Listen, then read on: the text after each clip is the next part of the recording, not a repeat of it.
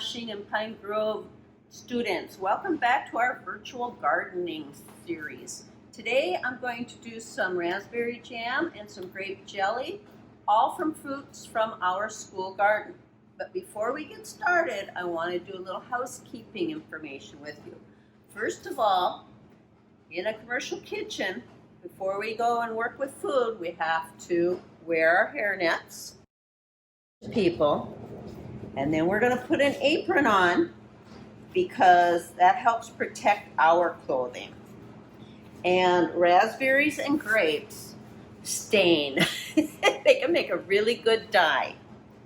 So after we're suited up properly in our gear, we got to wash hands. And I have grapes simmering on the stove. I picked them and destemmed them, washed them, and I put them in the pot with a little bit of water so that they are going to be all juicy. So I'm going to strain those. And then I've got raspberries here. During the raspberry season, I picked them and froze them so that I have enough to make jam all at once rather than making various little batches of jams. So now I've got them thawing today, and look at, they make their own natural juices. I'm not even going to have to smash them. They're just going to fall apart on their own. We're going to strain our juice, and we're going to run it through what's called a China cap. So stand back. We want to be careful we don't burn ourselves. This is very hot and it's boiling.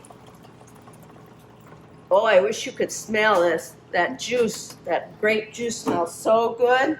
And what we're going to do is we're going to take our little pounder and we're going to get all the juice. Now typically with jelly, you would just do juice. You would not pound out and get the pulp. But the pulp is the yummy part. So this is not like a true jelly. This would be considered more a kind of a jam or a puree maybe, because it's not going to have chunks like a jam does. But it has some texture to it. It's not just clear juice. So look at how that's coming out so nice. We're just going to finish pouring the rest in here because there's not much in left. We do this with the grapes because they have such large seeds. We can't eat those seeds. But the raspberries we will not sieve through here, and we will make a nice chunky raspberry jam. And to make jelly, you need pectin. I personally prefer surgel. I have the best luck with that, but there are many different kinds of pectin out on the market. And it has the jelly and jam directions right in the box. So you can just pick out what fruit you are going to make and read the directions. This one is for cooked jams and jellies, but you can make freezer jams and jellies too that you store in your freezer. So that being said, our grape jelly wants 5 cups of prepared juice. So we're going to measure 5 cups out to a pan. And with jelly making, you have to be very precise. You can't short or increase anything, or you won't have a good product. So this is a 4-cup container. I'm going to pour it in there, and I need 1 more cup. And that's going to be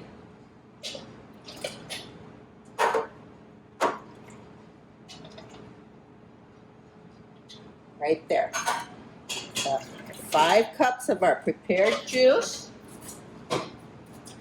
And it says it wants 7 cups of sugar.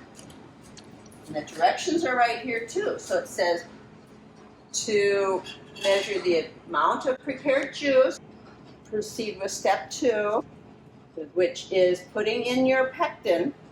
Okay, yep. So now we're going to add the pectin and we're going to put it on the stove to bring to a boil. Some of these say add sugar first, and others say add surgel first. So we got this on. Oh, and if you notice, I've got back here, I have jars boiling.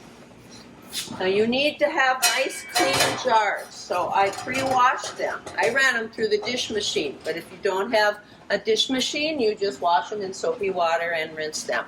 Then we are sterilizing them in the hot boiling water. And we'll leave them in there. And maybe while we're waiting for that to come to a boil, we will start prepping our raspberry jam. We find the recipe, and it says it wants 5 cups of crushed berries. Oh, look at how pretty red they are. These are from the garden, guys.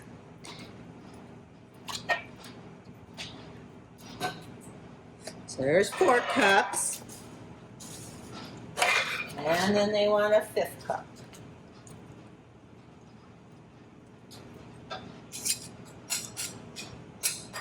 There we go. The same thing, we want to put a thing of surgel in. And stir it in until it dissolves.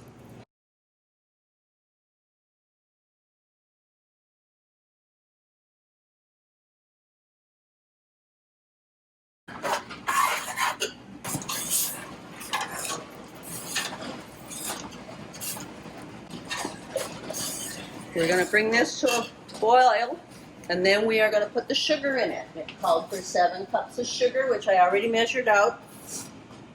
Just going to wait for it to boil, then we'll put the sugar in, and then we have to bring it to a full rolling boil, and that is a boil that cannot be stirred down. That's going to mean that even as we stir it with the spoon, it will keep boiling, and then we boil it for 1 minute after that.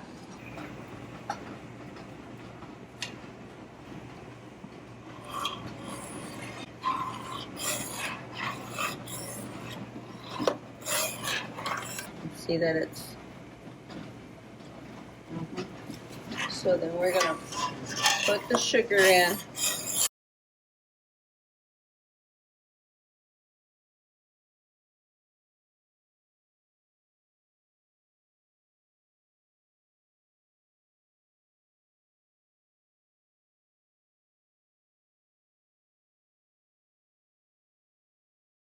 All right, now we're going to let it come to another full rolling boil.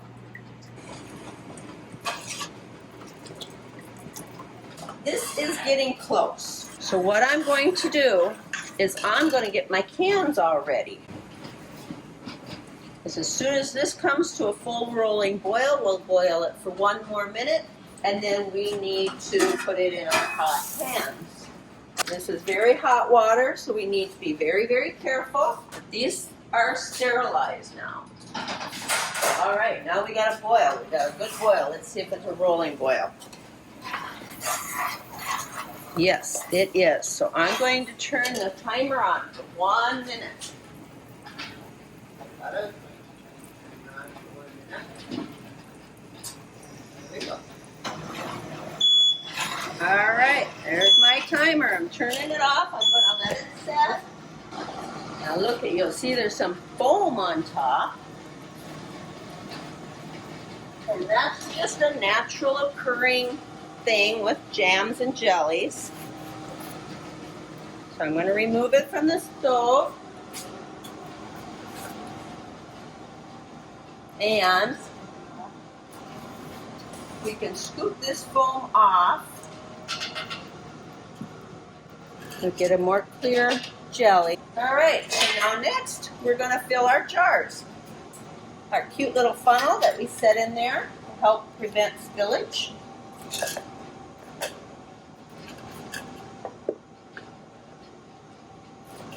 This is a messy thing, and I'm a messy person, so I do spill. So we're going to put it in there.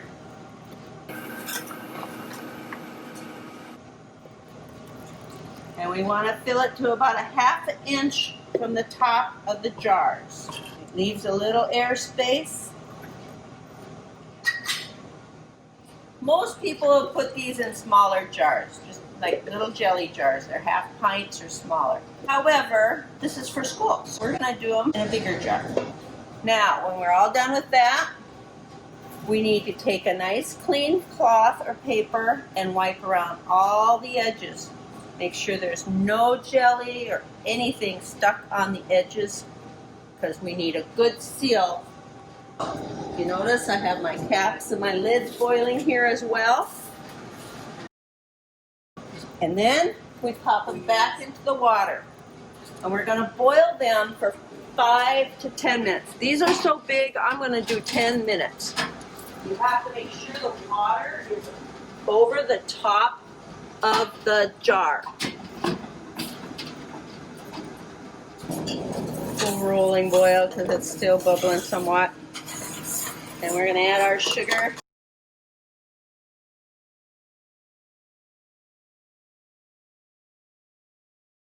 So we're going to bring that back to a full rolling boil, just like we did the grape jelly.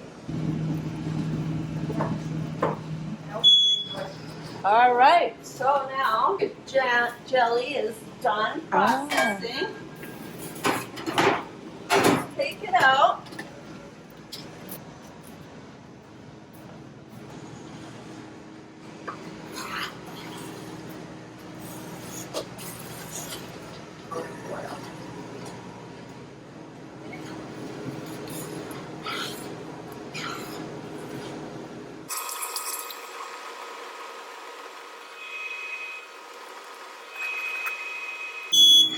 Now, make sure I get one for our guests.